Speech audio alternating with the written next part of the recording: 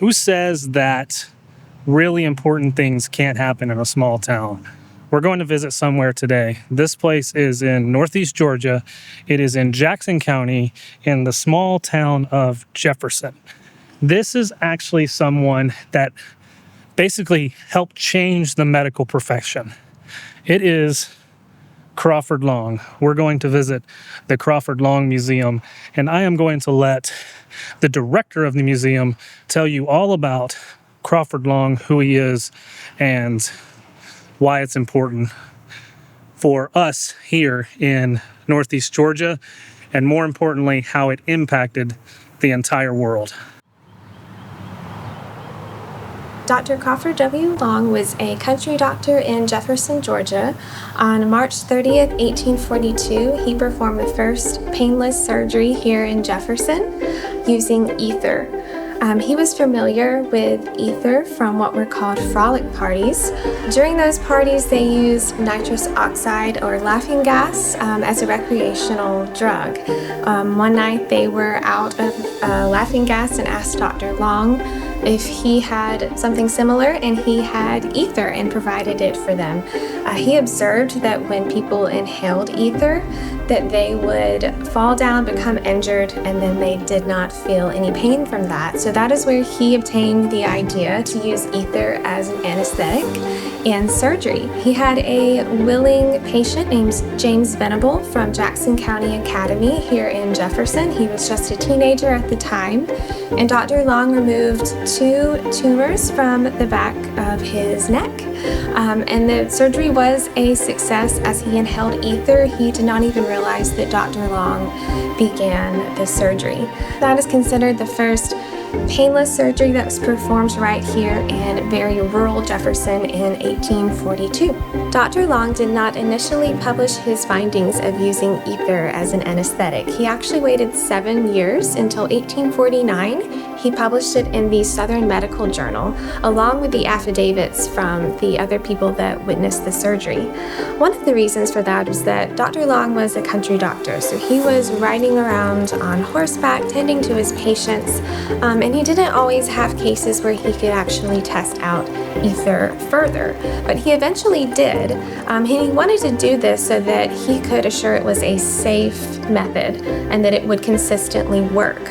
He also did not want to be accused of trying to come up with another method of hypnotism, which was popular at the time.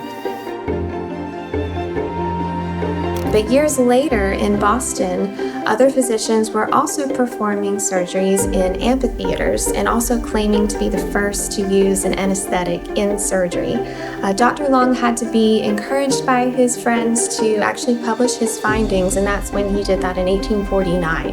And eventually, U.S. Congress had to get involved, and they were going to award $100,000 to the first person that could produce an anesthetic effectively and safely to be used across the country. But before that money was awarded, the Civil War began, and no one ever received the prize. Dr. Long was a well-educated country doctor. Less than half of doctors in the country at this time actually had a medical degree.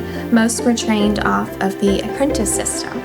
But Dr. Long grew up in a very cultured environment at home in Danielsville, Georgia. His father began a school there, and he eventually taught at that as well before beginning his medical training. He went to Franklin College in Athens, Georgia, which we now know as UGA, and then to obtain his medical degree, he went to the University of Pennsylvania, walked the halls in a hospital in New York City, and then eventually came back here to Jefferson, Georgia, where he bought the practice of a doctor named Dr. Grant. And in that same year is when he completed the first painless surgery.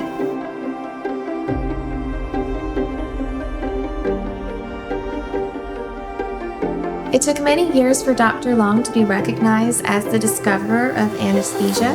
It wasn't until the 1930s when his daughter published a book outlining the surgeries that he performed over the years using ether consistently.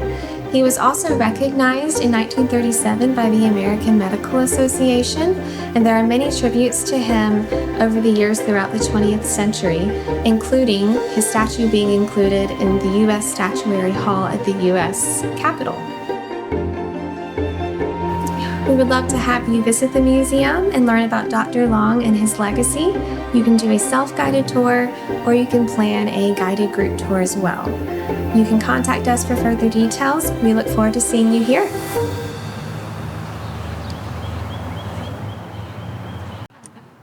Wow, that place was pretty incredible. I don't know about you, but I will tell you that it's really interesting to learn what can happen from a small town. Also, really, free parking. Free parking. Where else do you get free parking around here? It's amazing. Small towns, pretty incredible stuff. It's right here in Jefferson, Georgia. If you'd like to know more information about Jackson County or Northeast Georgia, follow along in my newsletter on Substack, as well as subscribe to this channel, because I'm going to be bringing you a lot more information about this town and what's going on. Also about a lot of the towns in Northeast Georgia. I would really appreciate a like, a subscribe, and if you are looking to move or sell in Northeast Georgia, please contact me on all of my contacts down below in the description. We'll see you on the next one.